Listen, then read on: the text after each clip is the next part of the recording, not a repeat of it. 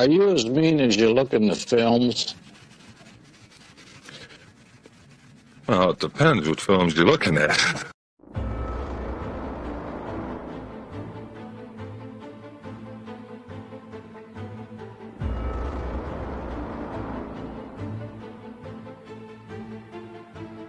They were a 7-8 team. That's why all the people now talking about them only being a 6-7 win team this year is insane. And it's asinine. And you guys are going to find that out. I don't even... We can talk about it all you want. Time's going to tell. Either I'm going to be right or I'm going to be wrong. Jordan Love could be great. Or he'll do what most QBs do in the NFL. Suck ass. Pump the damn brakes and get real, NFL and NFL analysts. The Bears are who we thought they were. That's why we took the damn field. Now, if you want to crown them, then crown their ass.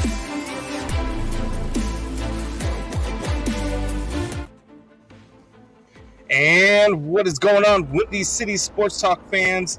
It's your boy, Brandon Combs, along with my guy, Ryan Fitzgibbons. It is game day here in Chicago. We are playing that team up north, that stinking green and yellow, a team that we don't mention by name. We just call them that team from up north. Are you pumped? I'm pumped. I am very pumped. I was pumped too. We're in Combs Casa. We are in the Combs Casa. We are here. We are live. We had to get together today, man. It's week one. It's the NFL. We're coming to you guys live. Give you every week. We are going to have the Bears pregame show, 10 a.m. Central Standard Time. So feel free, come on in, join us for some of the best Bears talk in the city. Maybe not as accurate. In the world. Maybe in the world. Quite possibly. But I was pumped. I was pumped for this Bears game. I was pumped for what this today brings. I've dubbed it the biggest game in Bears history, actually, even though it's a week one. And I was actually pumped until I looked at the numbers. And then I got a little less pumped. Don't look at those. It also, to me... Shut your eyes. It reiterated what I said, where this is probably the biggest game in Bears history, because since 1989, the Packers are 50-19 in this rivalry. Since 1999, they're 35-12. Since 2009, they're 23-4. And since 2019, they're 6-0. So the Bears are they've got to be in a turnaround. They've got to be in... Well, they got to do something. It can't get any worse. It can't get any worse. We haven't won a game since 2018. We haven't won a game since 2018 against the Green Bay Packers. And and that's the other thing too, is that you have to win this game now with Christian Watson and Romeo Doubs out. Well, is Romeo Doubs out? They were speculating he might not be, but whatever. As far as everything that I've heard, Romeo Doubs is going to be out. Christian Watson is definitely out. They both got hamstring issues. I already thought, it was already my understanding that they're going to try to beat us with the run anyway. You're going to get a whole lot of A.J. Dillon and a whole lot of their other guy there, Aaron Jones. Aaron Jones, yeah. You're going to get a whole lot of both of those guys down your throat until you prove you can stop the run. And that's something that the Bears have struggled with ever since probably, I'd say, the last 3 seasons. Since Akeem Hicks started getting hurt and was not good anymore. Yes, since then. So I think that if you can stop the run, this should be a cakewalk for the Bears today. And if it's not, yeah, that could be a problem. It's exciting though. It's it's the lid lifter. It's opening day. We're in Chicago. I'm actually in Chicago today, and not in Dyer, Indiana. But yeah, I mean, it's an exciting day. I just, oh man, if the Packers win this game, it could really hurt. It could really hurt. I mean, it had to be a division game. It's not like the NFL knows what they're doing when they do schedules, at least sometimes. Even though the Bears do have an easy schedule, starting off against your division, against the Packers, they knew there was going to be a lot of question marks in this game with Jordan Love, starting, taking over for Aaron Rodgers. And I think I'm pretty confident today. This is about as confident I get as a Bears fan. I know some people will say I'm insane, but I'm pretty confident.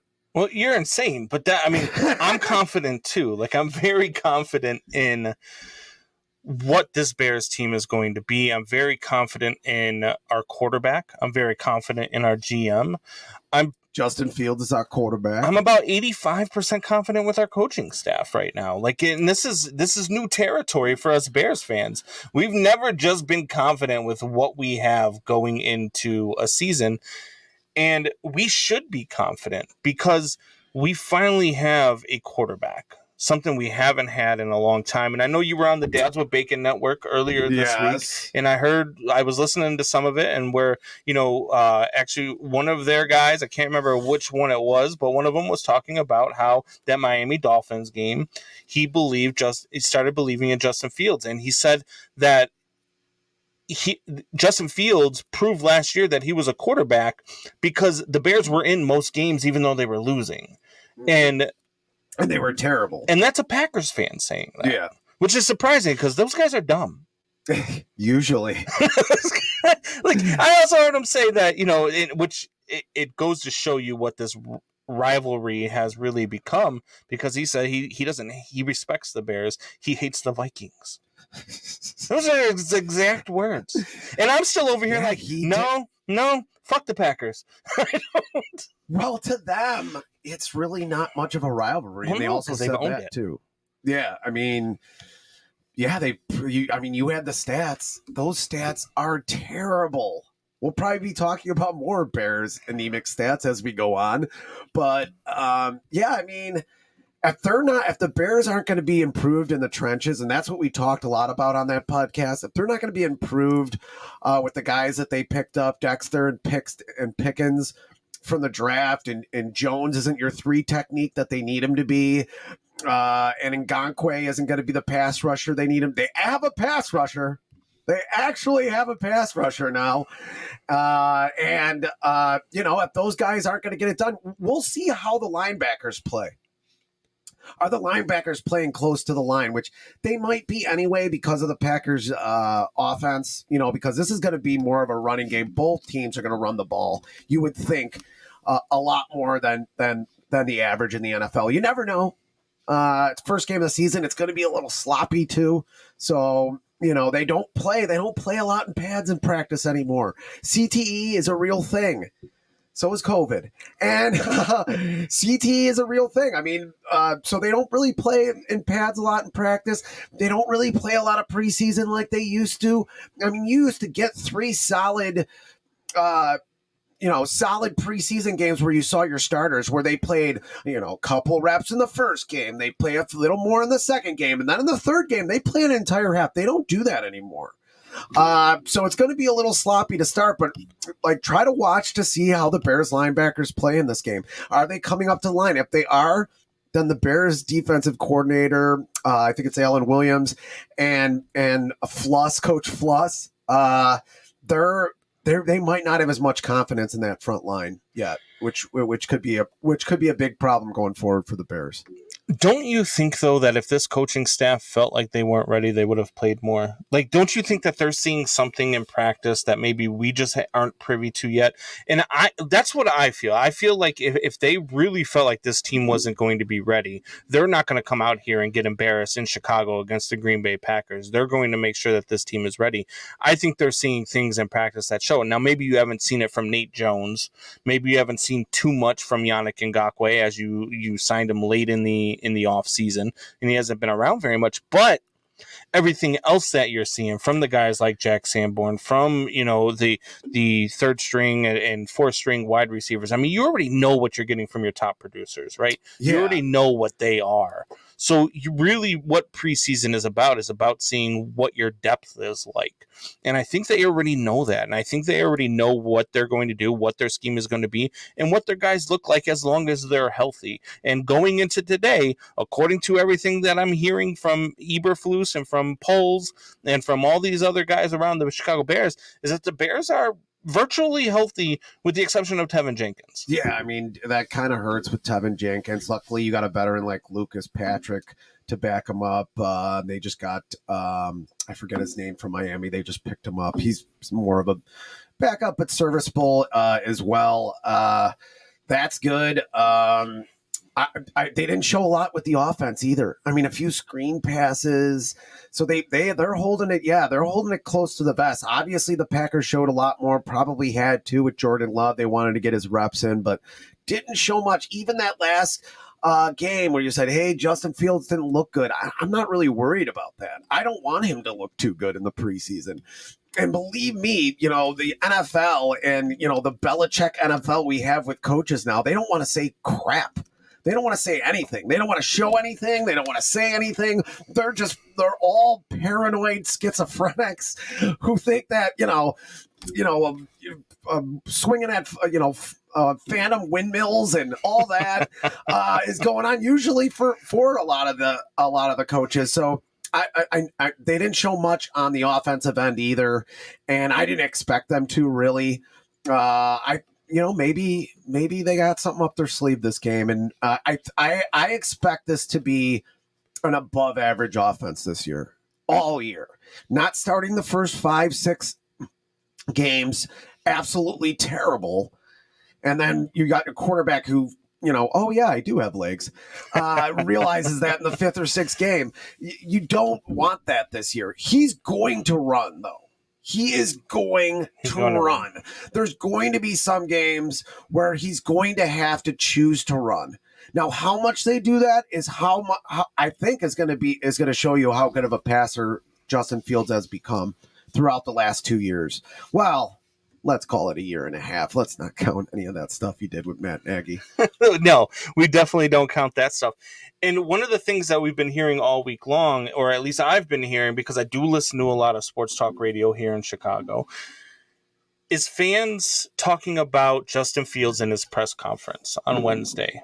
And his press conference on Wednesday, he was kind of short with his answers. And if you listen to his press conferences traditionally, he doesn't like the Wednesday press conference. But on Sunday, he'll give you soundbite after soundbite. Yeah. After a game, he is money on the mic.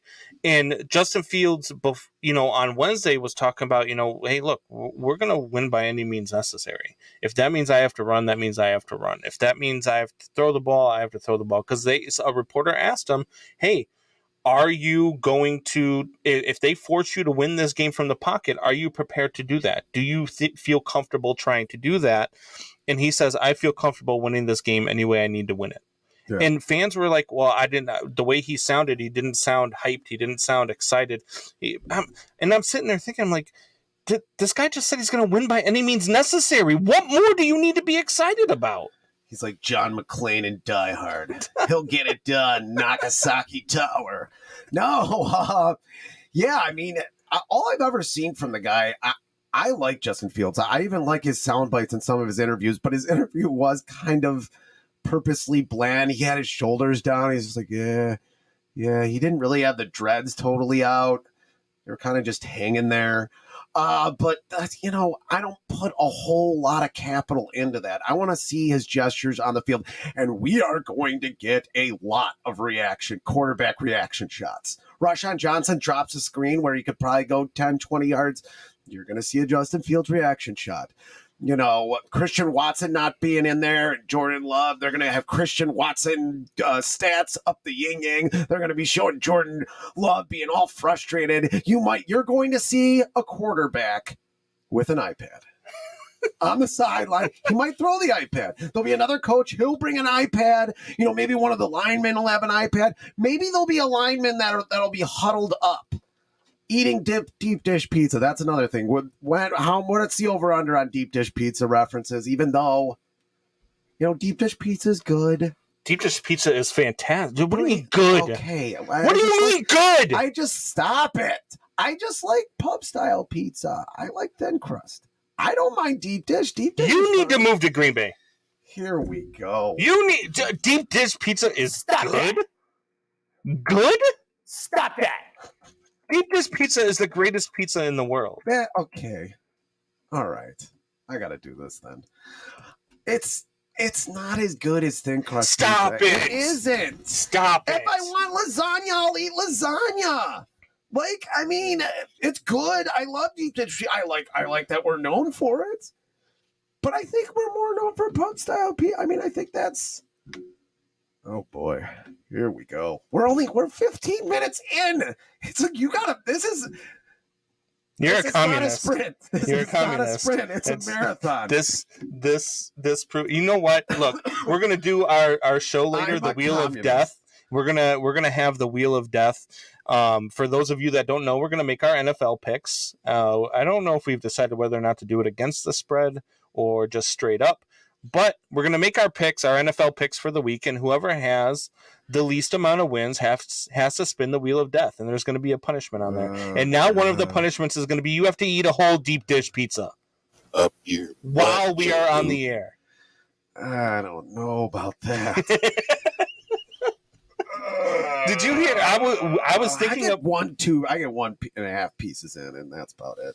I was thinking about putting the one chip challenge on there, and then I saw the story where they're taking them off the shelves because a 14-year-old decided to do the one chip challenge and died earlier this week. So I don't know that we're going to be able to put that on there. Of course, I don't want to die either while we're on, Facebook and YouTube Live. Yeah, it'd probably be a bad thing. I could get through it. I got the hot ones. I got all that hot sauce. You got to try the bomb. I don't like hot stuff at all. Like I told Michelle we were planning this Wheel of Death, and she even said, she goes, "Oh God," she's like, "If you have to do the one chip challenge, I'll do it for you," because she knows I don't do hot stuff, man. I don't like it. Like I don't mind something with a kick that has flavor, but when you're just eating something and you're sweating and your nose is dripping and it's a challenge. First of all, you got to pay for it twice. You got to pay for it while you're eating it, and then you got to pay for it while you're disposing of it. Drink some milk with it. No. Jeremiah Murray says ketchup on a hot dog. No, I do not put ketchup on my hot dog. Actually, that's all I put on my hot dog. It's just ketchup. Jesus Christ, man. You're getting on me? You're getting on me. You're getting on me for the deep dish pizza, and you put ketchup on your hot dog? Because you're from the south side of Chicago. It has nothing to do with the south side. It has everything to do with the south side of Chicago. You're like a deep dish pizza has everything to do with the south side of Chicago. Well, I thought you were talking about mustard. Put mustard. Did you just call me a Pollock? I'm offended. It's 2023. You can't do that, sir. Jesus. We're not going to make it through the season, I don't think. I don't think we're going to make it through the season. Megan TV wants us to fight. We're going to fight. Fight. She has fight. We're going to fight if he talks bad about deep dish pizza one more time. We're going to fight. I'm not talking bad about it. You are talking bad about it when you say Shanna, that there is no ketchup better. on hot dogs. Shanna, you're a fascist. Stay in Nashville. Just soaking it with just no flavor. I'll eat a hot dog plain too. I don't need anything on it. When I go to the ballpark and get a couple of dogs like I did on Friday at Wrigley, I had 3 dogs with nothing on it.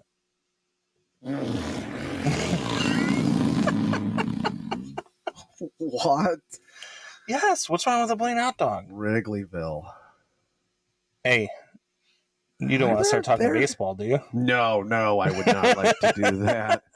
Actually, we can. I mean, they just lost 3 games in a row, so. Yeah, to Arizona. I'm kind of glad that the Bears don't start till 3:30 though, because I can catch some of today's Cubs game, and if they're losing late in the game, I can turn it off. Yeah, I don't have a problem.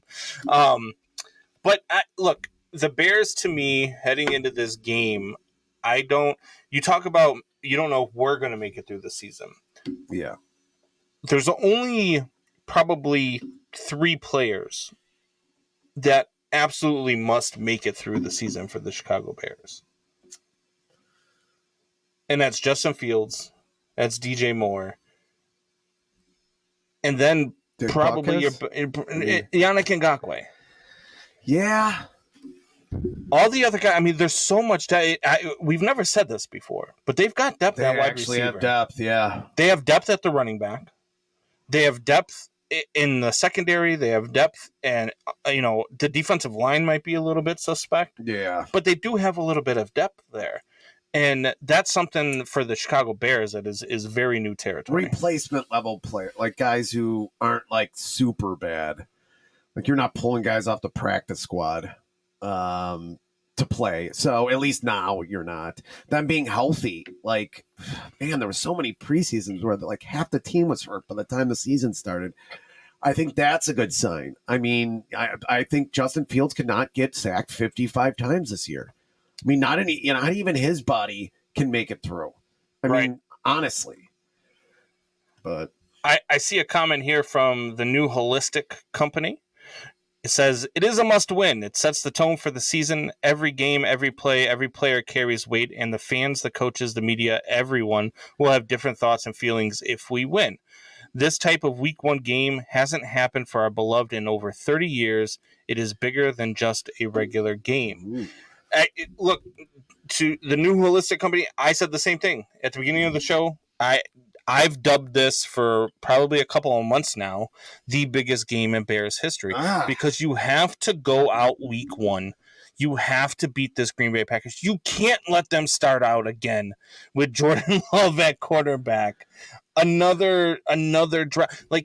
And it's so big just because it's the Packers and because they're missing their top two wide receivers and because it's Jordan Love and not Aaron Rodgers. You can't go out and lose this game.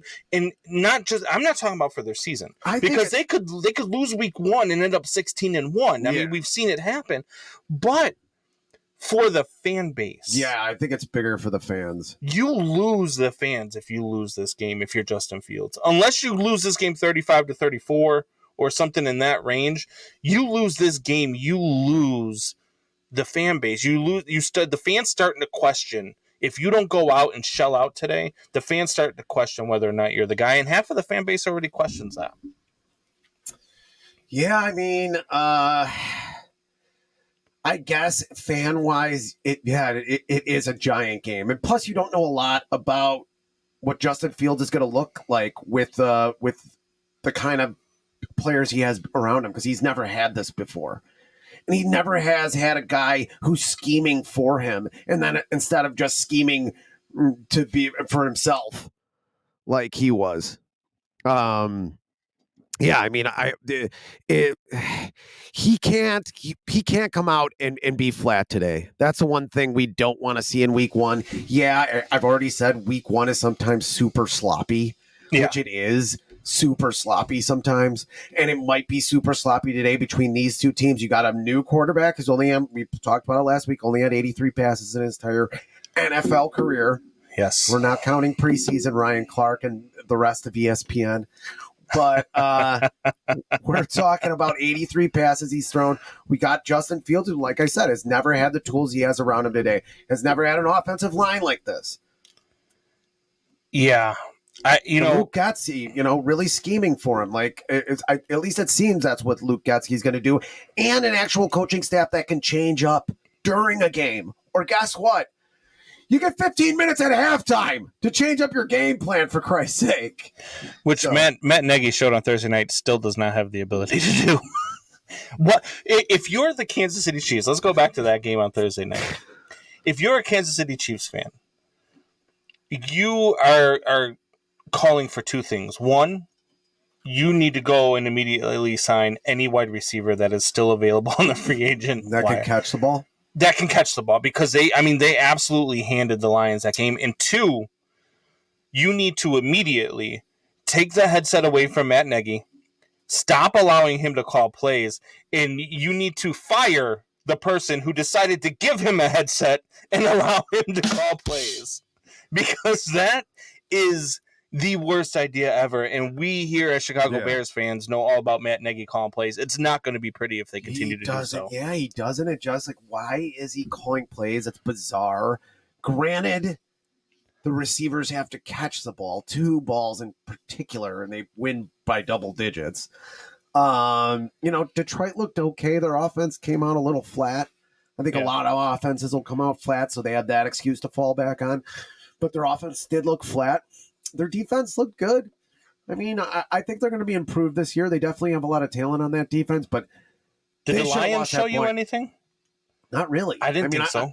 I don't understand why everybody's like, oh, now they've shown us something. They won by 1 point off the defending Super Bowl champions who are down their best receiver. I know he ends up being a tight end, but they were down their best receiver. And they had some really, really bad plays. I mean, oh my God, that it wasn't a screen pass, but it was a cut. It was a slant that the guy just totally misses the catch, and they say that he batted the ball. No one batted the ball. He dropped another one where he's wide open downfield. That was a touchdown. Yeah, and I don't know. Maybe they should have kept Tyreek Hill. To me, at the end of the game, this had to have been. I know a lot of people were blaming, because I know he's had a lot of problems in his career. Andy Reid has of clock management, but this had Matt Nagy written all over it. When you have 2:08 to go, you're on 4th and 25 with all 3 timeouts, and you go for it. Yeah, on your own 30-yard line, like. That just sealed the game for you right there. Or you kick it, you allow your defense. Look, I know they were having trouble stopping the run, but you kick it, you have the 2-minute warning still to go. That defense and is you have above all average, 3 timeouts to go. So you could seriously, you have 4 stoppages of the clock there. So you do what you got to do, and you put it in the hands of your defense, and you tell them, hey, look, we're going to make you beat us. We're not going to just hand you this game. And that's exactly what Kansas City did. They handed them that game. And then afterwards, instead of dumping the Gatorade on Nagy, you stuff him in one of those Gatorade bottles. You close the lid up, and then you never open it again. And you actually put it under cement, like one of those horror movies, where the Dracula's under all the cement. They buried him hundreds of years ago, and then he comes back. It's like, that's Matt Nagy. Why is he on my? I know Andy Reid likes him. And he seems to be could be a good quarterbacks coach, possibly. But he cannot call plays, and he's so stubborn. I know. And I'll show you some of the broadcasts, some of the things he said, some of the questions he answered when he was a Bears coach. That's real. When Bill Lazor took over for play calling here, he's like, I gave him the play, but I'm the head coach, and that's real. Right. And it was like, what are you talking about, dude? He is so frustrating, and he almost ruined Justin Fields, really. He almost did. And he tried to kill him. Well, he did. And you have Andy Dalton taking all the first-team reps up until game 1. Yes. It was just mind-boggling. Andy Dalton, what is he going to do for the future of your team? Did you think he was actually going to run your fucking offense? Because he wasn't. He did. He really believed that Andy Dalton was going to save his career as a Chicago Bears head coach. And you had Justin Fields, who you had no offensive line, and his average time in the pocket was 2.3 seconds that year with Matt Nagy. 2.3 seconds, and every play that Matt Nagy called was a 7-step drop. Yeah, and it's like you put him in no position to win. You tried to kill Justin Fields. You should have been charged with attempted murder that season. Yeah, it was totally mind-boggling. I don't get why he's calling plays there. I mean, I guess Andy Reid wants to take some off himself, give him more responsibility. I mean, there's no way that Matt Nagy wins, is getting a head coaching job again off this, because this is where this is going. Yeah. That's why he's calling plays. Well, the rumor is that he's taking over for Andy Reid in 3 years. Oh my God. That's a rim shot right there. Dude, if you're Stop that. if you're the Kansas City Chiefs, if you're Patrick Mahomes, are you looking for a way out of Kansas City in the next 3 years? Because I don't understand what you're doing there. And yes, that's me as the Chief fans. Anyway, and Doubting Thomas chimes in. What's going on? Doubting Thomas says, I could call plays for the Chiefs. Well, you know what? Anybody could with Patrick Mahomes. Yeah, you know who he reminds me of? A poor man's Mike Martz. Because Mike Martz had the greatest show on turf, but he also had Kurt Warner. He also had Marshall Faulk. He also had Torrey Holt. But at least he led the greatest show on turf. Matt Nagy never had a good offense. Well, I mean, no. When did he ever have a good offense? He won a Super Bowl with the Chiefs. I know he's not like really running that offense, but he did run. Patrick Mahomes and Andy Reid was calling the plays, and Patrick Mahomes won that. And then when the year before Matt Nagy came to the Bears, he was calling the plays. And what did they do in the playoffs that year? They fell short. And because they couldn't do anything offensively in the playoffs. And they didn't really do much offensively all year. I mean, look, Patrick Mahomes is fantastic. He's going to go down as one of the greatest quarterbacks in NFL history. Yeah. But unless Matt Nagy gets him killed. But unless Matt Nagy gets him killed. And the way that it looked on Thursday night that's the direction that it's trending in. Jeremiah, we do have a little comments going back and forth. Jeremiah says there's no such thing as a must win in week 1. I didn't know. It's not a must win. And then the New Holistic Company goes back. That's the wrong one. It's not a must win. Love all my fellow fans, Jeremiah, but I disagree, brother. We have to win this game. It's not a must win as far as record goes, and I'm not saying it's a must win for the Bears to make the playoffs or for the Bears to have a good season. It's not a must win, but it's a must win for the perception of the fans. It's a must win for the perception of Justin Fields. It's a must win for the perception of this franchise going forward, because this is what Bears fans look for. This is what Bears fans are all about. Bears fans want 2 things. They want to drink a lot of beer in the parking lot before the game. You mentioned that. And they want to beat the Green Bay fucking Packers. And they want their scale to break so they don't have to step on it anymore. And that's why we eat deep dish pizza. And they want to hide guns in between their fat folds. No, that's the White Sox. Well, that's not the Bears. It's not the Bears. White Sox fans could be Bears fans too. Not those White Sox. No, probably not. We don't need them. But I don't think that it's a must-win for the season. I do think it's a must-win for the fans, because I do think that Justin Fields already is split down the middle with the fans. You have half of the fan base who think that he's nothing more than a running back, a la your brother. Yes.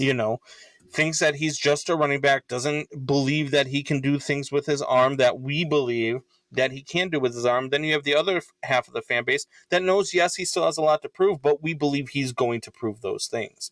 So the one half of the fan base, if you start out this season by having a bad showing and having a bad game and losing to the Green Bay Packers, their argument gets stronger. True. I mean, exactly. I mean, God, I don't want Ryan Clark to be right. Because even if he goes out next week, say he goes out week 2, and I forget who they're playing week 2, but even if he goes out week 2, throws for 400 yards and 5 touchdowns, we'll be like, damn, how come we couldn't do that last week against the Packers? Yeah, exactly. You know what I mean? So this really is a must win in the perception of the fan base. And I would say the Packers, even, and it all starts in the trenches. They definitely, or I want to restate that. They probably have a better defense than the Bears. Just because the Bears, we don't know how far Jaquan Brisker, how far their cornerbacks have come, how far their safeties have come, how healthy Eddie Jackson is, right? What the Bears are going to look like in the trenches. We know Tremaine Edmonds is a good linebacker. We know that they're going to have a lot more skill there, but we don't know what they are. But they're probably a better defense. So Justin Fields is definitely going after a better defense. Megan TV has a comment here that I don't know how to take it. Megan TV. Megan TV says, watching you guys sober is actually entertaining. What is that supposed to mean? What? Are we not entertaining when you're drunk? I mean, half the time when you're drunk, when we're doing our Tuesday night or Monday night show, we're drunk too. Half the time that we're doing the show, we're drunk too. I think there's some times where I'm basically sober. I could be hungover. Last week I was drinking a little bit of whiskey that you pointed out. And I actually have to say it for you. You're probably more sober most of the time than I am. I was going to call you out on your Dads with Bacon show, too, when you were on the Dads with Bacon show and you were drinking it out of a coffee cup, trying to pretend like you didn't have whiskey in that coffee cup. I did not have whiskey in that coffee cup. What'd you have? I had vodka in See? the coffee cup. I knew it wasn't coffee. That's the point that I'm trying to get I was at. tired. I had to visit my dad. He's so aggravating.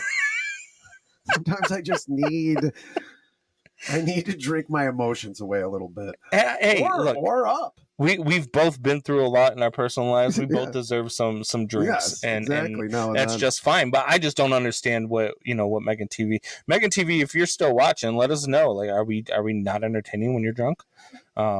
I think the problem is Megan TV is usually drunk. She's one of those drunks where she thinks everybody else is drunk like her. Oh, you were totally drunk. No, I had like 3 beers. You were hammered. You were totally drunk. I was drinking water. Yes. I stopped drinking. Like, I have that problem with some people. Like, I stopped drinking like 2 hours before the end of the night. It's like you were having a conversation at the end of the night with yourself. Yeah, No, I was talking to you the whole time. I was on the other side of the I room. don't remember any of that. So the Chicago Bears playing that team from the North. Let's talk about that team from the North a little bit. All right. What do you expect from the Green Bay Packers this year? Are you a believer in their young head coach? Are you a believer in Jordan Love? Are you a believer in their wide receiving core? I did hear you say some nice things about the Green Bay Packers on the Dads with Bacon show. What is your feeling about the Green Bay Packers this season? Proven talent-wise, let's take the quarterbacks out of it. Mm-hmm. Proven talent-wise, proven talent. The Packers do have a better team. Proven talent. So they can bring Jordan Love enough. If he's average, even below average, they might be able, that running game and that defense might be able to drag them through to a 7-10, 8-9 record. That's what a lot of the guys were saying on the Dads with Bacon show. There is, God, I want some bacon now. But yeah, I mean, I think they can be that. They got to get some guys healthy in the receiving core to help out Jordan Love. Christian Watson not being there, that he is their best receiver. That's going to be a problem today. I mean, he needed that, but they got a great running game, like you said, with Dillon and Jones. That's a good combination there. Not to say that the Bears can't have a great running game this year too. They had one of the best in the league last year. They had the best in the league last year. Some of that, I didn't know that they had the best, but I knew they were up there at the end. But I mean, a lot of that was because Justin Fields was incredible the last 10 games. He just made something out of nothing. At least 6 times a game. That's why I'd like to see the Bears in this game and in most of the season have less planned runs with him. I know they're going to have to do planned runs with Justin Fields. They'd be crazy not to. He's ridiculously fast and slippery, and he's 240, 200. I mean, he might even be 250 now. And but I think he gets more yardage when he's just kind of scrambling, when he's just trying to make something out of nothing. Why make the guy get hurt like in the Atlanta Falcons games last year when they had 3 runs with him in a row and then he ended up being hurt? Right. It's like they don't have to do that anymore. But I do believe. I think the Packers, like I said, even if Jordan Love is average to below average, could still get some wins, squeak out some wins in this NFL anyway. A lot of teams can do that, irregardless, just because the NFL has so much parity now. I don't think that the Packers are going to be the worst team in the division or the worst team in the NFC or even the league. As much as I wish that they would be, I don't think that they're going to be. And I like the Cardinals, I love seeing the Cardinals down in last place. Being a Cubs fan all year long, I've been really enjoying that. But they're in the same boat as the Bears are. If Jordan Love isn't who they think he is, they don't have anybody behind him. If Jordan Love gets hurt, they don't have anybody behind him. Sean Clifford is their backup. Do you know who Sean Clifford is? He's that big red dog. I don't know who Sean Clifford is. They've got a problem there, and Christian Watson and Romeo Doubs already having hamstring issues for wide receivers. Hamstring issues for wide receivers is a big deal. Nagging. And so who knows how long they're going to be missing him. I think they're going to have trouble here to start the season. I have them as a 6 to 7 win team anyway. Maybe 8 is foreseeable, but I mean, if Jordan Love is the guy they expect him to be, they can get to 8. And we have a guy sitting backstage who we're going to bring on here right now. There we go. Aaron, nice to see you again. We have Aaron Ludwig from the Dads with Bacon Network. We're talking the Green Bay Packers right now as he wears that disgusting hat right now. This guy's a Packer fan. Look at the smile on his face. Damn right, I'm a Packer fan.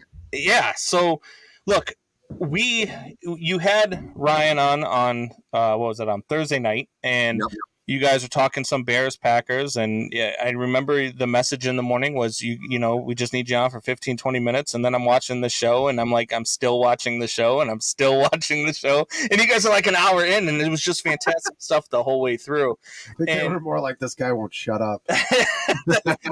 I think that was a little bit of a part of it, but you know what's funny is we have a guy on our Thursday night show, our Dads with Bacon Talking Sports, which is a general sports show, named Brad, who is a teacher in Indiana, and he's also a Bears fan, by the way. He was not able to be on the show with us on Wednesday night, but that's the guy who knows what he's talking about. Yeah, okay, but normally though when he's on the show, he kind of keeps us in line as far as time, because especially on Thursday nights when we're talking about everything instead of just one team, you know, it's very easy to start rambling on and on.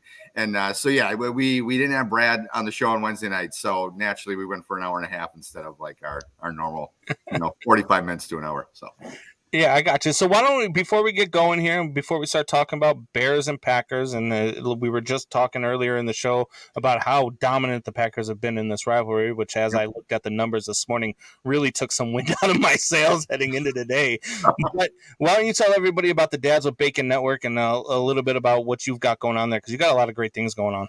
Well, yeah, thanks for having me on, and I loved having Fitz on the other day. Brandon, we'll have to have you on some other time once you're free on those nights or whatever. But maybe we might have to have you guys up here for the Packers Bears game at the end of the year. We'll see what we can do for that. But yeah, so Dads with Bacon, the Dads with Bacon TV network is basically a network I started right I want to say it was like December, November of last year. And it basically came out of the idea that I'm tired of what I do for a living, and I've always wanted to, do sports talk. I listen to sports talk constantly, and my wife kind of just said one day, why don't you stop listening to it all the time and just start doing it? Because nothing was happening obviously with me not doing a podcast or doing anything, and I started thinking about what kind of how do we brand it? If it's just another sports talk thing, I mean, how is it going to stand out? And then I started talking to a lot of other men who happen to be dads also, and not that you have to be, but I mean, it's part of the brand. And a lot of them were kind of in the same boat. Not that they hated their jobs the way I necessarily do, but they were just, it was like, yeah, I listen to all these guys. You listen to guys like Colin Cowherd, and there's sometimes I just want to smack him across the head. And I'm like, why do you get paid $10 million a year? And I work for $22 an hour. I like, what do you bring to the table that's so special? So I decided to create the Dads with Bacon brand for dads. My nickname is Bacon. It has been for like 20 years now. And so it's kind of and I love bacon. So it's kind of a double meaning. So it's, you could look at it as dads with me, hanging out with me, talking sports, video games, movies, music, whatever. But then, as we get going with it, one of my original ideas was every show I would start out, eating a piece of bacon and promote like a different meat company or whatever, that kind of thing. So there's a lot of ways we can go with it, but it's basically just a group for guys, but especially dads, to get together, talk sports, hang out, be a community. We're planning on maybe eventually starting to do or to include more serious, topics like fatherhood or, different like life topics that, really impact us. But for right now, I want to keep it light. I just want to keep it, sports and video games and stuff that in the grand scheme of things doesn't necessarily mean a lot, but it's something that we all love talking about when we're at the bar or whatever. So. Yeah, definitely, man. And I can definitely appreciate where you were going with, hating your job and wanting to do, because I tell you right now, like, I don't hate my job. I've got a really good career in the construction field. But I've always had a passion for this industry, and I'm actually going to school. I've got a bachelor's degree from the Dan Patrick School of Broadcasting out of Full Sail. I'm working on also with the Illinois Media School right now, going to class.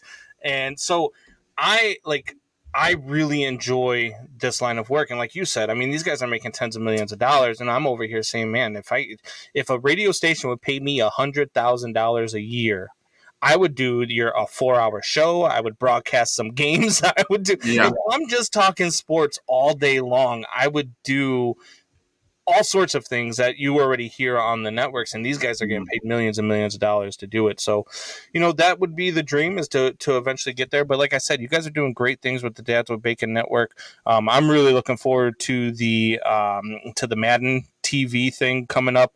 I'm really looking forward to getting deep in that, because I do play a lot of Madden on the PS5.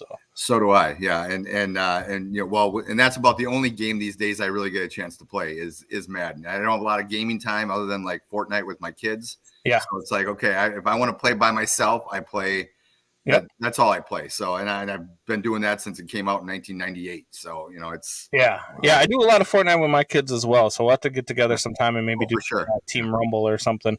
But Green Bay Packers, Chicago Bears. Yep. I know we're going to have a difference of opinion on who might win this game. So I'm not going to bore the people with who might win this game, because I'm going to pick the Bears. You're going to pick the Packers. You're going to be wrong. I'm going to be right, and all that stuff. But what are you looking forward to most heading into this game? What are some key matchups? What is something that is getting you excited for this matchup today? Well, first of all, I mean, obviously the most obvious one is how does Jordan Love do? I want to see him when he's had 2 or 3 weeks, or really the whole preseason, to actually be the number one guy and be prepared, take the first team snaps and all that kind of stuff. I'm interested to see how the defense plays overall, because I think like Fitz and I and our group talked about on Wednesday nights, one of the Packers' biggest issues has always been running quarterbacks, going back to Colin Kaepernick and maybe even before that. I mean, Michael Vick tore us up. I think Michael Vick was the one that broke our Lambeau Field winning streak years ago with Favre, and he just tore it up. So, I mean, ever since then, it feels like we can't, really defend running quarterbacks. So that'll be interesting. I think, seeing how they integrate the running game. I mean, we have, in my opinion, the Packers have probably a top 3 running back duo in the NFL with Aaron Jones and A.J. Dillon when they're used correctly. And when they're used enough, and you look back at last year's games, and when they focused on getting those guys involved, or at least one of the two involved, they did a heck of a lot better than when they, relied on Rodgers and his broken thumb to go back and throw the ball, for 300-400 yards, which I don't think he ever even did last year. So, I want to see those guys get involved. It sucks that Christian Watson is, of course, another hamstring injury. I really feel like the Packers, more than any team, maybe you guys can speak to on the Bears' luck with this, but Packers and hamstring injuries just every year. I remember Clay Matthews, when he was there, was constantly injured or had hamstring issues. So, that is a kind of a kick in the gut. But, again, if you can focus on getting the running game involved and really getting that set up and going, then to me, I think the rest falls into place. Our O-line is when they're healthy, and we'll see how healthy Bakhtiari is now, because he hasn't really practiced at all, which, whatever. I mean, I think when you're at his level, or at least the level he was at before he got injured, I don't really know how much you really need to practice. What was that? Practice a lot. He hasn't practiced a lot for the last couple of years, right? No. And so, the D line is another one. I think on Wednesday night we talked about how the Bears' two biggest weaknesses are probably their O-line and D-line. So can the Packers start getting pressure on Justin Fields? I mean, that's another big thing. So those are all things that I'm interested in seeing, and whether or not Joe Barry actually starts, rushing, blitzing a little bit more, or doing something that instead of just the bend but don't break kind of thing, which I honestly can't stand. I wish the Packers would get back to the days where they had and granted, they don't have the talent probably right now that they did back when they had Reggie White and Sean Jones, but I really feel like that was the last time that they had this defense that you were afraid of. Even in 2010 when they won the Super Bowl, I felt like they were more opportunistic. It wasn't like they were gonna, the defense with Reggie White, I mean, actually held Barry Sanders to negative yardage in a playoff game. Well, we don't talk about that 2010 Super Bowl on this show. I have very strong feelings about that 2010 NFC title game. I still hate Jay Cutler to this day for handing the Green Bay Packers. I wish he would have died on that exercise bike. Oh my God. People are, he was actually hurt, and he was actually, well, you know what? Josh Allen played with a torn UCL in his throwing arm and threw for 300 yards. Get the hell on the field and win us an NFC title game. Yep. Instead, you hand the Packers and Aaron Rodgers his only stamped Super Bowl. But anyway. Sure.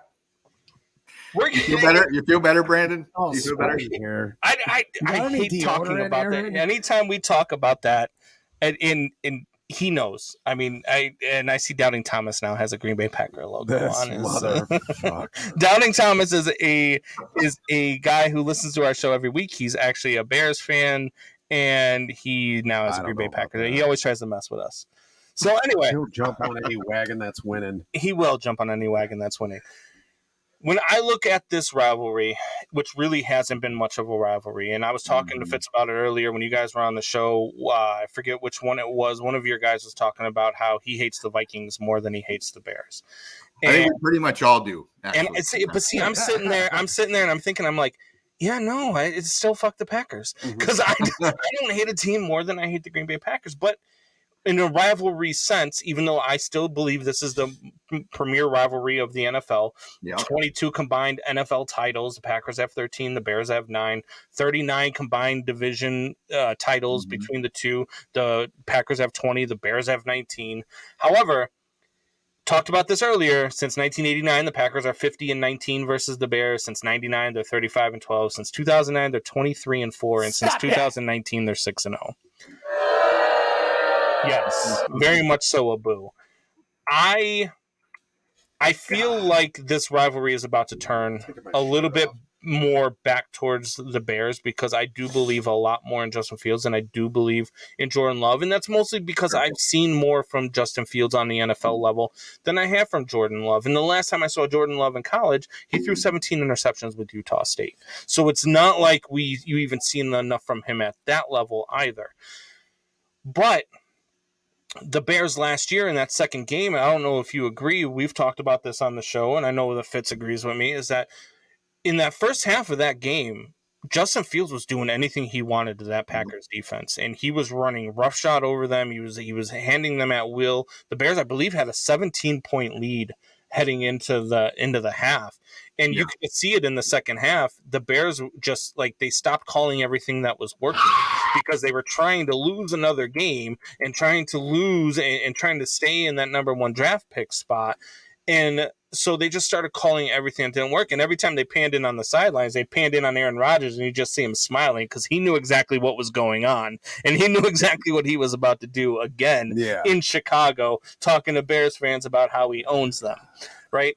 So I don't know if you feel that this rivalry is going to shift. I mean, from an honest perspective, I just feel like the Bears are in a better spot. And I've never been able to say this. It's the first time as a Bears fan that we can act. I believe in our GM. I believe in our quarterback. I believe that 85%, I believe in our coaching staff right now. I believe we're headed in the right direction. And I've never been able to say that as a Bears fan. How are you viewing this as a Packers fan? This is actually the first time since, and I apologize for bringing up the game again, but since 2010 that I'm nervous about a Packer Bear game, to be honest with you. In fact, but before I was a little late getting on here because I had to stop at the casino to put in my bets for the day. And I love this it. This is one of the games I stayed away from. And normally I do that for Packer games anyway, because I'm real superstitious and I'm afraid I'm going to jinx them if I pick them, whatever. But even if I wasn't a Packer fan, or even if I bet on the Pack, I wouldn't bet on this game today because I just don't know, and Yes. that's what makes it fun in a way. As a overall football fan, that makes it fun. As a Packer fan, it makes it very nerve wracking, especially knowing I have to wait till 3:25 and then I'm still, But yeah, I do think you guys are going in a much better direction than what you were. I totally agree. If I was a Bear fan, I'd feel much more comfortable with my GM now. And that's not me. If it was my dad right now talking to you on this podcast, this would be a totally different conversation because he grew up in the Lombardi era. He hated the Bears. Like we were telling Fitz the other night on the show, that if the Packers back in the 80s, and that was a rough decade, but if they were Magikowski. If they Magic. No, go on. Sorry. But yeah, no. If the Packers won 4 games that year, but one of them was against the Bears, at least it would have been like, okay, I can deal with it. But anyway, no, you guys, I think are going in a great direction. I don't blame you at all for and I know there's just seeing Twitter and social media. It seems like, your fan base is kind of 50-50 on Fields, would you say, or not? Or maybe more so? 50-50. Yeah. To me, considering what you've had, I would be much higher on Justin Fields than a lot of the Bear fans are, just because, even if he's not a great thrower, and I think he's still developing that, at least he can keep you in games with his legs as long as he stays healthy. I mean, that would be the biggest issue, for me, if I'm a Bears fan, is God, I just hope that guy stays upright, See, the difference is you can look at this from a perspective of a fan of a team that's had 30 straight years of Hall of Fame quarterback play, whereas Bears fans are looking at this with what we call around here BTSD, Bears Traumatic Stress Disorder, where every time that we draft a quarterback, they fail, and anytime we sign one as a free agent, they decide to ride a bike in an NFC title game and completely screw us of a Super Bowl. I don't. The Bears fans here are just they're so. We're just waiting for it to happen again. It was like as a Cubs fan in 2016, you waited for what was going to happen. How are they going to lose it this time? And same thing for the White Sox in 2005. You were waiting for them to lose it. This is a World Series nobody ever remembers. So you just try to. You're waiting to hear. How are they going to screw it up? How do they fail? Yeah. And is Justin Fields the actual guy? As except for when you've got guys like myself and Fitz, who are very honest people as we watch the game, even though we want them to beat the Packers. We're honest. We believe Fields can do the things that he hasn't shown that he can do yet. However, we also understand that he hasn't shown that he can do that yet, and he still needs to prove that he can. Yeah. No, and I feel your pain in a little bit. I feel like Wisconsin sports fans are similar in some ways because, like, just real quick, going back to baseball, what you brought up, considering what happened last year with the Brewers, where you led for, basically like 5.5 months and then collapsed in the last 2 weeks and didn't even make the playoffs. Every year we're kind of like that too with baseball. Even after the Bucks won the NBA title a few years ago, you're still kind of waiting for that. Okay, what's going to happen where Golden State's going to win, or whoever LeBron plays for is going to come back and upset you in a series or whatever, So yeah, I can see where you're coming from in that sense. But again, I still think you're in a better position than you have been for the last 3 decades. How do you feel about Jordan Love? How do you feel? I mean, we talked about it before you came on. You have Jordan Love, and then sitting behind him is the big red dog, Sean Clifford, who nobody knows who he is. How do you feel about just the Packers season in general moving into this season with Jordan Love? Yeah, I share the enthusiasm and excitement that I think most of Packer fans share. You know, the ones that aren't optimistic or the ones that have a negative attitude are probably more Aaron Rodgers fans than they are Packer fans. And that's my opinion. I mean, they didn't want him to go to begin with. And I felt like as much as I enjoyed watching him play, and the whole, all the off-field stuff notwithstanding, you know, I just felt it was time to move on. Like they kept talking about, well, let's run it back. Let's bring it back again. I'm like, why? Like, it's not working right now. You had 3 years where you had 13 wins, 3 straight years, and you couldn't do anything. So like, let's try something else. We have this kid waiting, and I like the improvement that Jordan Love has shown each year. A lot of times I don't even count his rookie year because it was COVID and they had no training camp. I mean, so I don't like to count that as, you know, everyone's saying, well, he's going to his 4th year. Yeah, technically you're right. But I don't know. I think it's more like his 3rd year. And I feel like he's shown improvement every single year, you know? So yeah. I'm excited, you know, yeah, there is absolutely a chance that this could all crash and burn. But I wanted to give it a chance rather than just running it back again with Aaron Rodgers and Randall Cobb and all these other guys. You know, it's like, what's the point? I'd rather, like, an 8-9 season is what I'm looking at right now. I could see them winning anywhere from 7 to 9 games. I'm thinking about 8 and 9. I think they end up 3rd in the division.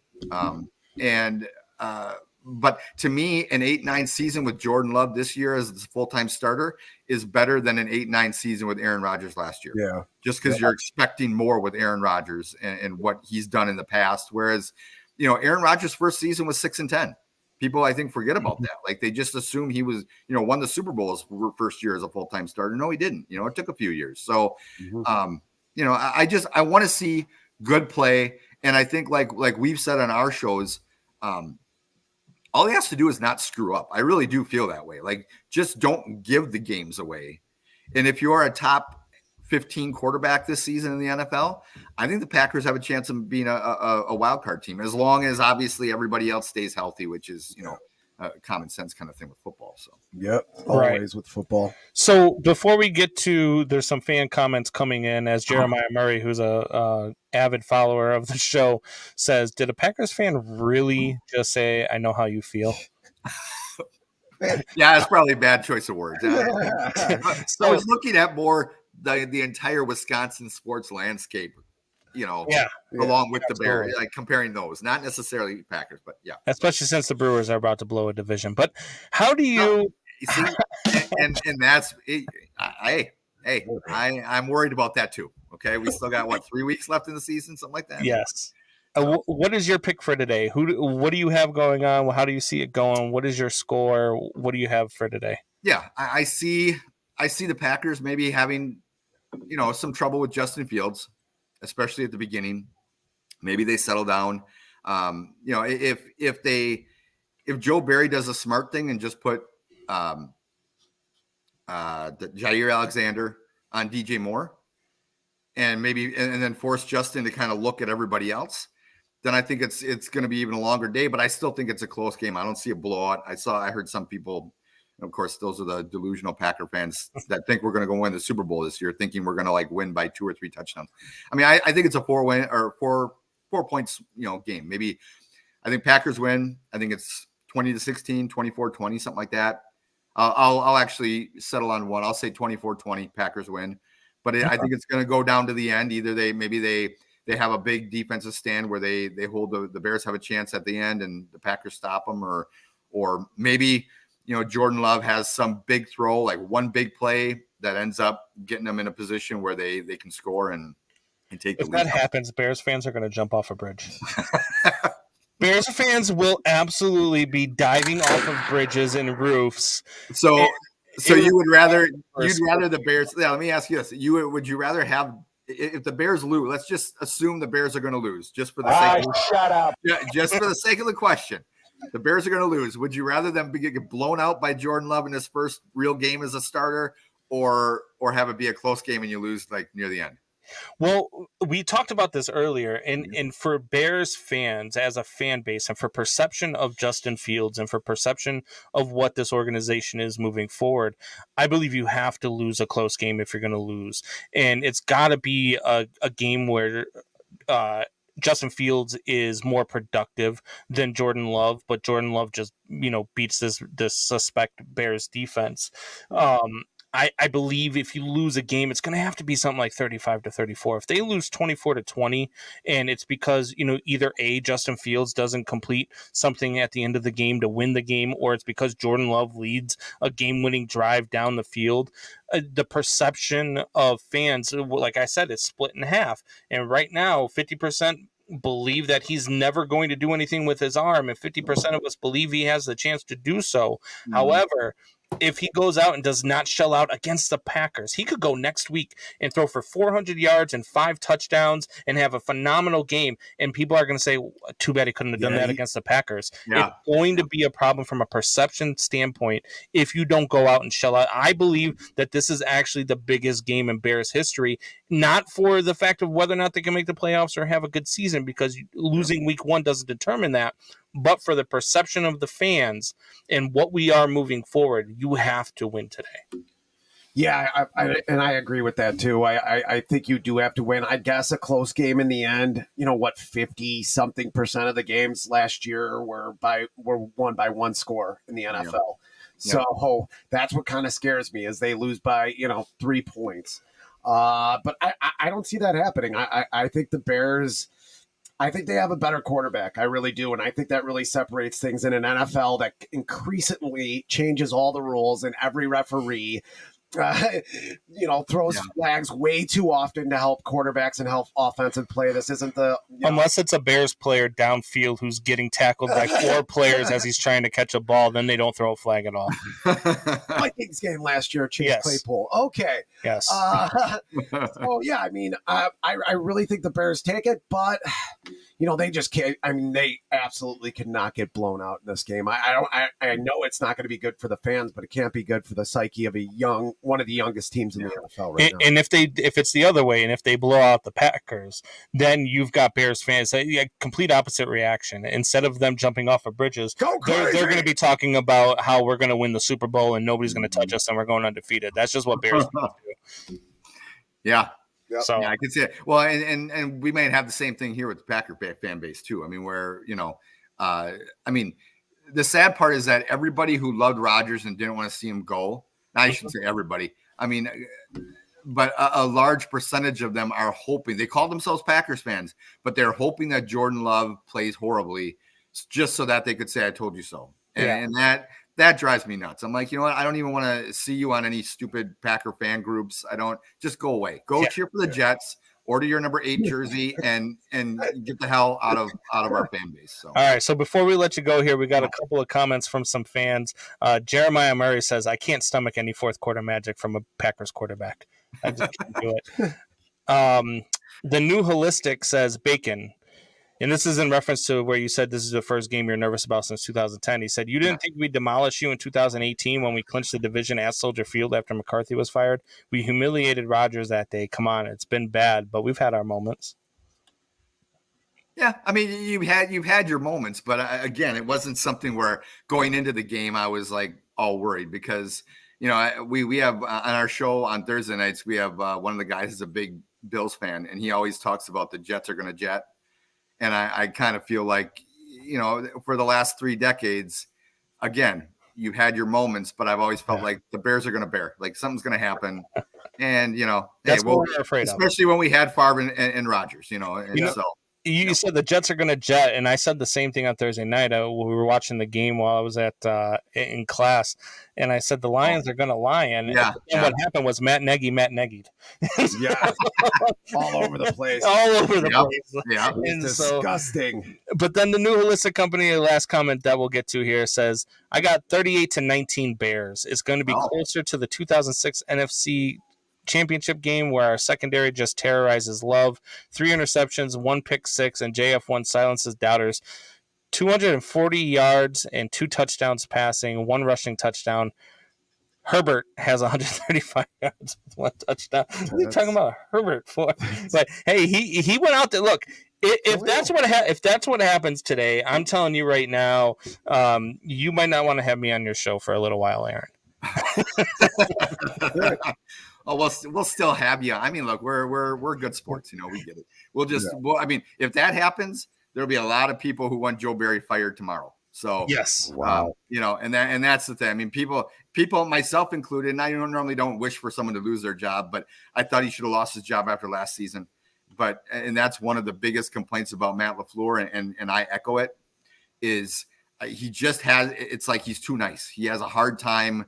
He hires people that he knows, he hires friends, and and then it's like, oh gee, I just they asked him that last year at the end of the season about Joe Barry, and he's like, I don't really see any reason why. And I'm like, well, what are you talking about? Like, did you not watch this? You were the coach on the sidelines. How can you not say that? Right. So, yeah, if the Packers get blown out and give up 38 to the Bears, and not saying that, I mean, they've had their moments last year where they had major offensive outbursts and everything. Yeah. But there's going to be hell to pay on Monday for Joe Barry and that front office. So all right, so we're gonna get to our weekly picks. Before we let you go, what were some of you said you were laying down bets? That's why you were late today. What were some of the bets that you laid down? Maybe it'll change one of our picks. So I'm a guy on a budget. So I like to do parlays. Like I don't like to do just one game kind of thing. So I laid $20 down on like a 7-game parlay. Let me bring up the ticket here. So I took the Commanders and -7.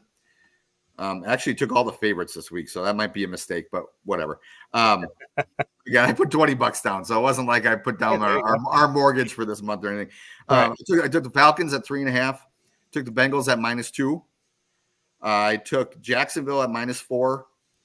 Minnesota at -4.5. Seattle at -5.5, and then I actually took the Ravens at -9.5, -9.5. Okay. So, I like it. And I almost included the Steelers, right, +2 on that one also, because I think Fitz, didn't you pick them on Wednesday night, or were you one of them that picked the Niners? I don't remember. I think I picked Pittsburgh. Pretty sure. Yeah, you did. Yeah, you did actually. And you and Ben talked me into taking Pittsburgh because I was going to go Niners. But again, that was one of them that I'm like, you know what? I hope for a good game. I hope Pittsburgh wins because I'm not a Niners fan at all. But yeah. I'm not going to wish you luck on the NFL season because I hope you go 0-17. But I will wish you luck on your gambling bets. I hope you do hit big there, and definitely keep doing things you're doing over there with Dads with Bacon. You got a lot of good stuff going on, and we're proud to be a part of it. Absolutely. Well, I'm proud to have you guys on. It's really cool. I mean, one of the things before I go that we want to do is build communities. We're all about building communities, whether it's just dads or everybody. Families. I mean, we all have families.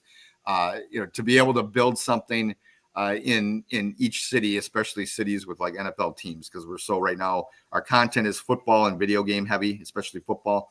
So to have you guys on and representing Chicago with us is great. So thanks for having me on. I appreciate it. And Fitz, great having you on the other night too. Again, no problem at all. Had a good time. Awesome. Absolutely. All right, we'll talk to you later, Aaron. All right, take care, guys. Take care. All right, so that was Aaron with Dads with Bacon, Aaron Ludwig, and he does some great stuff over there. Like I said, I'm looking forward to a couple of different things that they're doing. He's got some things going on with veterans. They did a charity fantasy football league where you get to pick a charity, and they're going to donate $1,000 to the top 4 teams that win in that league, donate to their charities as well. I'm in that league. I picked the Till Valhalla Project as my charity. So he's doing some good things over there. I really like what they've got going on. And like I said, we are proud to be a part of it. So, 1 second. Doubting Thomas says, I want whatever New Holistic is smoking. And now he's got a Lions picture as his logo. I know. What? He's got a lot of time on his hands. Yeah. Apparently. The New Holistic DT. It's the good shit. I like it. All right. So we have what we decided to do as a new segment. You decided. Is we're going to do our NFL picks. And we're going to have what we call the Wheel of Death. Now, this Thursday night's game is going to be null and void because we did not make the picks before Thursday. We are going to make these picks right now. I'm actually going to write them down as we go, so neither one of us knows who's each other is picking. Do you want to go against? I'll let you leave it up to you. Against the spread or just straight up? Let's just go straight up. All right, so we're just going to go straight up with our picks, and we're gonna have some picks. So I'm going to start from Monday night and work my way backwards to the Bears-Packers game. All right, we'll pick the Bears-Packers game last because I think we're both picking the same team in that one. So, who do you have Monday night? Bills versus Jets. Bills versus Jets. I got the Bills.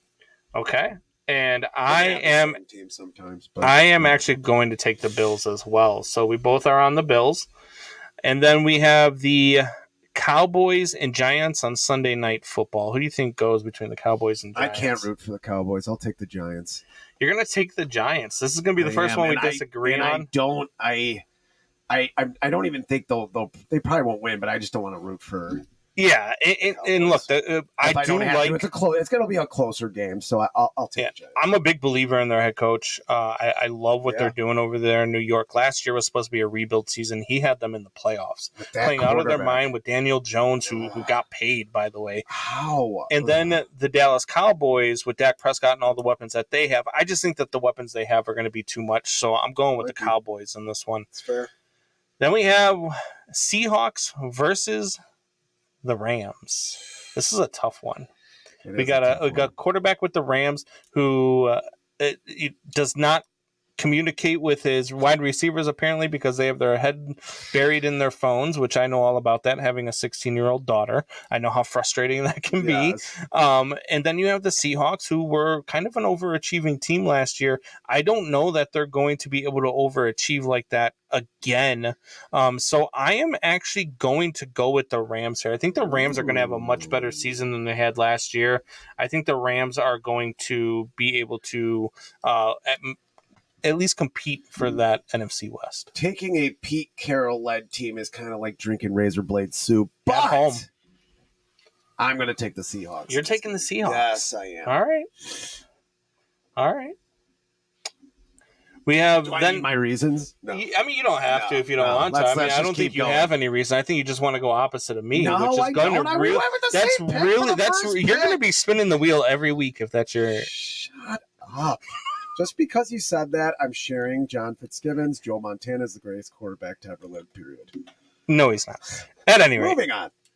The Patriots, who actually will be celebrating the greatest quarterback to ever live in today's game at halftime, which is Tom Brady. They face off against the team that went to the Super Bowl last year, the Philadelphia Eagles. Usually when you have a homecoming, don't you usually play against a scrub? but they're not playing against the scrub for Tom Brady. They are actually playing against the Eagles. Not at all. And I think the Eagles got better in the offseason. Crazy. I think Hurts having another year. Yeah. This being his fourth year now, I think he's just going to get better. I take the Eagles all the way. I think you're going to go the same. I'm going with the Eagles as well. Like you said, Hurts having a second year. Before last year, if you asked me about Jalen Hurts, I would have said Jalen Hurts is garbage. And Jalen Hurts is not the answer in Philadelphia, and he completely proved me wrong. He completely proved a lot of people wrong because a lot of people doubted him. He was phenomenal last year. I don't see any decline coming. I like what they're doing there in Philadelphia. He's got a ton of weapons, and I really hope that the Bears follow that same ideology with Justin Fields. Greeny said it on ESPN, but he did say it, and it was a good 3-minute talk. Can we just call it the 4-letter network instead of saying that name? Let's not call it Fitz gibberish. But he did a good job, and he compared him, which we have many times on the show, to Jalen Hurts. So next we have Ravens and Texans. I think that we're both going to end up going the same way on this one. I've got the Ravens as well. Lamar it shouldn't even be close. I think the Ravens are going to destroy the Texans. I believe that Baltimore's a 9.5 point favorite. I think they cover easy. I would take that. I would give that 9.5 points all day. This week. It's one of them. It's one of them for sure. It might actually be the biggest. I'm not sure. I'll take a look here in a second. I think it is the biggest as I scroll through here. But then we have the Commanders and the Cardinals. This is another game that I think is kind of should be one-sided, but who knows? I mean, the Cardinals don't have a quarterback right now. I mean, they do have a quarterback, but they don't have a quarterback, if you get what I'm saying. So I'm going with the Washington Commanders on this one. I think the Commanders should win this one going away as well. And it's only a 7-point spread for Washington. Yeah, I got to go with Washington here, too. I don't think they're going to be a very good team this year, but I think they take the Cardinals pretty easily. Okay. Then we get into Steelers and 49ers. I think we already know your pick on this one. Steelers. Because you were talking about the Steelers. I really want to pick Tomlin. the Steelers. I also, trust Shanahan, but I trust Mike Tomlin. They were also really good in the preseason. I know it's only preseason, but I'm not taking into account how many points they put up. But what I'm taking into account is how good they looked, how good Kenny Pickett looked, how comfortable he looked in the pocket, the weapons that they have. I like Deontay Johnson. I really do like that combination. And anything can happen in week one. And I think this could be one of those games where I go the other way and I'm just wrong on it just because anything can happen. But I'm going with 49ers here. 49ers, I think, are going to be really tough. They might be a 15-2 team this year. So I'm going with the 49ers. Got a lot of talent, I'll tell you that. They got to stay healthy. A team without a quarterback, too. Yeah. They've got to stay healthy, though. I mean, that's been a problem for them over the last 3 or 4 years is they just can't stay healthy. So we're going to find out, and I'm going Niners, you're going Steelers. So then we got Saints and Titans. Saints and Titans. This is a tough one. What are the Saints going to be? What are the Titans going to be? You don't know. Titans don't have a quarterback you can believe in. The Saints finally got a quarterback that you can believe in. I think the Saints are going to be much improved. I think they're going to run away with this NFC South. And when I say run away with it, I think they're going to win it at 7-10. Yeah. So I think that the Saints win today and they beat the today and beat the Titans. Yeah, I got the Saints too. I think that's a pretty easy pick.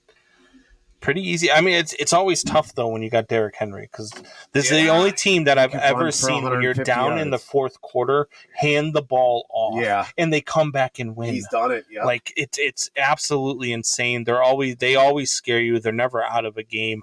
But we're both gone the Saints there. Then we've got the hated, vaunted Vikings versus the Tampa Bay Buccaneers, led by your boy Baker Mayfield. Who do you got here? Vikings are a receding team. We both think they're going to have a down year. Where are you going with this one? You're just trying to talk me into taking the Buccaneers. I'm taking the Buccaneers. I'll go first. I'm taking the Buccaneers in this game. I think the Vikings struggle. I think they struggle to find it. They have no run game anymore. I really think they struggle to find it. I think Baker Mayfield is a lot better than what people think, and I think he actually has the Buccaneers competing for a playoff spot this year in that NFC South. You're going to make me say I take the Vikings. All right. I just think they have a high floor. All right, and he calls himself a Bears fan, and he picks the Vikings to win on week 1 of the NFL. So we have... He didn't even go to a soundbite with that one. He just straight told me to shut up. Yeah. Then we got Colts and Jaguars. Colts and Jaguars in Indianapolis, Lucas Oil Stadium. This is another tough one. The Jaguars are up and coming. A lot of people believe in them in that second half. I am not one of those guys. I'm not a believer in what they did last year. I think it was a lot of smoke and mirrors playing against the worst teams in the league in the second half of the year. So I am going with the Colts on this one. I do not believe in the Jaguars. I don't believe they're as good as they think they are. And I actually think Anthony Richardson is better than what people think. Ooh, boy. I'm taking the Jaguars. Taking the Jaguars. He's a believer, folks. I don't like Trevor Lawrence that much. I don't think he's as good as people think he is, but I just think he's more proven. I think the Jaguars are more proven. I'm taking them. All right. Going Jaguars. We got a lot of opposites here. So one of what, or it could even out and we could be 50-50 too. Yeah. You know what I mean? So we've got 3 games left here to pick. We got the Browns and Bengals. Battle of Ohio. Bengals. Taking the Bengals. Joe Burrows, I trust. I am actually going opposite of you. I am going with the Cleveland Browns. I think Deshaun Watson last year when he came back in week 12, I think he got the rust off through those last 5 weeks. I think having a full preseason is really going to help. I like the weapons that they have. I really like Deshaun Watson as a quarterback. And I really don't care about him getting massages and happy endings. It doesn't bother me because he's great on the football field. So I am going with the Cleveland Browns in this one. In Cleveland, by the way. Then we have the Falcons and the Panthers. This could very well be a 3-0 final. Yes. I don't believe in either one of these teams. Desmond Ridder going for the Atlanta Falcons. This is going to be a who wants to win this game less. This is going to be a tank game for sure. I can't go on the side of the Panthers just because they need to lose a lot of games, so that first round pick looks a lot better. Yes. So I'm taking the Falcons. I'm going with the Falcons as well. I think the Panthers are going to lose a lot of games. I think CJ Stroud is about 4'2", and I think he's going to have a lot of problems. Not CJ Stroud, the kid that they picked out of Alabama. I can't remember his name. Yeah, he's so short. I could never read the label on the back of his uniform. But I think he's going to have a lot of Tua issues. And once he gets hit, he's going to have a lot of problems, a lot of concussion issues. I don't believe in them. And Andy Dalton is their backup, so I don't believe that the Panthers are going to be very good at all. Did Andy Dalton get the starter snaps? Probably. And then the game of the week, there's a reason why this game is on at 3:25. This is the premier charter rivalry in the NFL. It is Bears and Packers. It is a game we all want to see. It's a game we are looking most forward to. It is the game that starts at 3:25, which allows me to watch the Cubs in a playoff push. You don't get to watch a team in a playoff push because you're a White Sox fan. But we've got Bears and Packers. Which way? I think we're both on the Bears here, but tell me why you believe the Bears are going to win this game. Or are you on the Packers? If you pick the Packers, I'll throw a punch you. I really think it's the quarterback position. I really do. Better runner. I think he's going to be a better passer. I think he has better players around him, especially with Christian Watson out. Even if Christian Watson wasn't out, I think he has better talent on the offensive side of the ball. I don't care about the fucking running game. Running has gotten a little bit more important in the NFL, but it's still about passing the ball. It's still about the quarterback position. It'll always be about the quarterback position. I got the Bears. Yeah, I got the Bears as well. Bears by 7. This has to be. You said 10 wrong. This has to be the statement game. This has to be where you go out and you show the fans, you show everybody who's doubting you, and you shut them up. And that includes John Fitzgibbons, who is always talking about how he believes we have a running back for a quarterback. But I believe that we have a quarterback. I believe we have a stud at quarterback. And I believe in Justin Fields. I don't know if you're going to see a 300-yard passing game, but I believe he's going to throw the ball a lot, and I believe he's going to display his arm. I do think he's going to have to run the ball a few more times than we would like to see him run the ball, but that's just because we've got some question marks on the offensive line still, and I'm very interested to see how that plays, but I think that is the key to the game is going to be Justin Fields' legs and his ability to avoid pressure and still use his weapons downfield like we saw in that first preseason game. Still be able to dump it off and let his playmakers make the plays. And so that's what I'm looking forward to. That's how I think the Bears win. And it's Bears, baby. It's Sunday, man. Yeah, look, Sunday. we've got football starting in a half hour. Are you pumped? Yeah, I'm pumped. You don't sound pumped. I'm pumped. Do you want to know how pumped I am? I do. How pumped are you? Yeah, it's Fitz gibberish. It's the lid lifter. It's opening day for the Bears. It's a diatribe, a conspiracy, and an island in the middle of unapologetic and sometimes inaccurate sports talk. Opening day. Football. It's kind of like losing your virginity. Only you get to do it every year. Especially opening day for the Bears. You lose the game, you'll get over it. Combs might not get over it, but I'll get over it. It's your first time, and you got a lot of excuses to fall back on. But if you win, the possibilities seem endless. That might be true if it wasn't against the Packers. Ah! This is the Bears, not the Cubs or the White Sox, and sure as shit, it's not the Hawks or the Bulls. Opening day of football for the home team in Chicago hits different. You son of a bitch. Like a shot of JMO after not eating or sleeping for 2 days. From Beverly to, yes, Wrigleyville. From Bucktown to Old Town, and yes, sometimes all the way to my home in Dyer. A feeling reverberates all the way through the columns of Soldier Field, the only piece of that hideous stadium worth seeing. The sound we hear starts as a whisper and soon shakes towards grumble, like my dad bitching about Donald Wolford or Mark Carrier missing a coverage, with the front windows open on a warm fall day for the whole neighborhood to hear. Thanks, Dad! I didn't want to go outside ever again anyway. It was pretty embarrassing. The other sound, almost undetectable, also says home. Yeah, even the cynical in us or the people who don't care about sports, like my wife, cannot deny for all the utterly embarrassing disappointments we keep coming back to with the Bears, they are still home. Embarrassing like Halloween 1994 when the Bears faced the Packers on Monday Night Football. They retired Dick Butkus and Gale Sayers jerseys that day. There were 40-mile-an-hour winds and rain that didn't stop. Final score, Packers 33, Bears 6.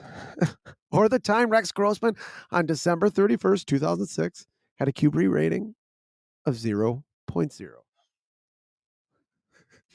I hate you. Against those Packers, yes. He would start the Super Bowl just a few weeks later. What are you doing? What could go wrong? Yes, but this is opening day, and there's optimism in the air. With the first pick in the draft and a giant dowry of salary cap space, the Bears flipped the roster.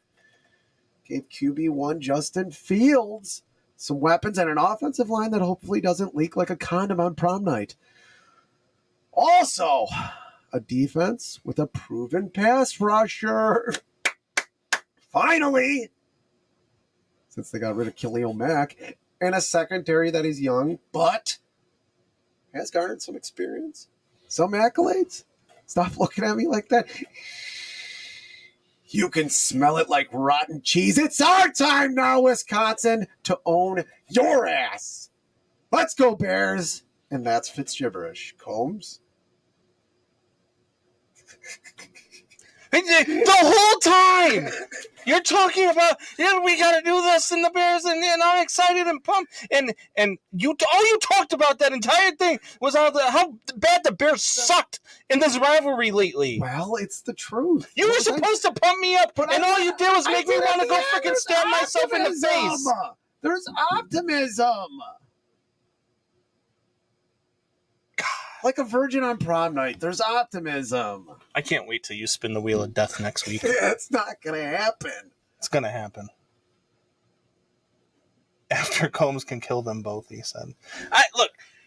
We got him going back where John Fitzgibbons says that he can't throw the deep ball, talking about Justin Fields. Yeah. And then Jeremiah comes back and says, well, that's all he's shown he can do, Johnny. Yeah. And it's true. I mean, he has shown the ability to throw the deep ball. He just hasn't been able to throw it to anybody that can catch it and not drop it off the top of their hands, Darnell Mooney. Like he has not had a weapon like he has now. I really think you're going to see a different offense, and for those that are non-believers, I think you're going to see something that is very good. Yeah, I mean, like I said, I think they're going to win by 7 at least. Maybe by more than one score. I think Justin Fields is going to show a lot of growth here. And I think he's going to go through his progressions a lot quicker. Second year in an offense. I mean, if you look at the guys, if you look at Jalen Hurts, if you look at his first 2 seasons until he got A.J. Brown, then all of a sudden he's a good quarterback. Good receivers change the way. I mean, that's why receivers are going for first round and second round picks now. There's a reason for that. They changed the ability of the quarterback. Look at Tyreek Hill with Tua in Miami. I mean, the list goes on and on. I think the same thing's going to happen here with DJ Moore. I think DJ Moore, he doesn't get hurt a lot. He's like a running back out of the backfield too. So he's going to make things happen to where Justin Fields is not the only guy on the field that can make things happen. And against that Eagles team, against that Miami team, the best quarterback on the field in those two games when the Bears faced the Eagles in Miami was undoubtedly Justin Fields. You know that somebody's going to clip that soundbite if DJ Moore gets hurt, right? You just said he doesn't get hurt. Now, I'm not a believer in jinxing. I don't believe. I believe if I had the ability to jinx a team, wouldn't I just jinx the opponent every week and my team would win every damn week? Like, so I'm not a big believer in jinxing, but somebody is going to go back. If DJ Moore, for God, I hope this does not happen, knocking on wood, gets hurt, somebody's going to clip that. And it's going to be me. It's going to happen. So 1 year, bro, I fucking broke my back pretty much. Right. Just like that, Joe somebody is Kelly. going to clip it. He's going to pretty much break his back. All right, man. Are you ready to get out of here and go watch some football? Yes. Let's get out of here and go watch some football. For those of you that enjoyed this show, enjoyed the Bears pregame show, we will be back every Sunday, 10 a.m. Central Standard Time. You are also probably going to be able to catch our podcast on podcast form. I don't believe we're going to be able to do the lives just because of scheduling goes, so maybe we can record something during the week so we can talk all the other Chicago sports that you guys know and love. So we'll figure that part out, and we'll keep you guys informed on the Facebook page. So keep your eyes out for that. We will let you know what the schedule is going to be. But for sure, every Sunday, 10 a.m. Central Standard Time, we're going to talk Bears. Even when they're playing on a Thursday, we'll talk on Thursdays, though. Yeah, probably. So, well, but anyway, we'll do what we mostly can. Sundays because they're not going to play a lot of primetime games. No. No. One Monday night game, that's about it. Yeah, and it's against the Vikings. So that's But all right, time to get out of here. All right. You've got to click it this time. You fucked up the sound and video, so you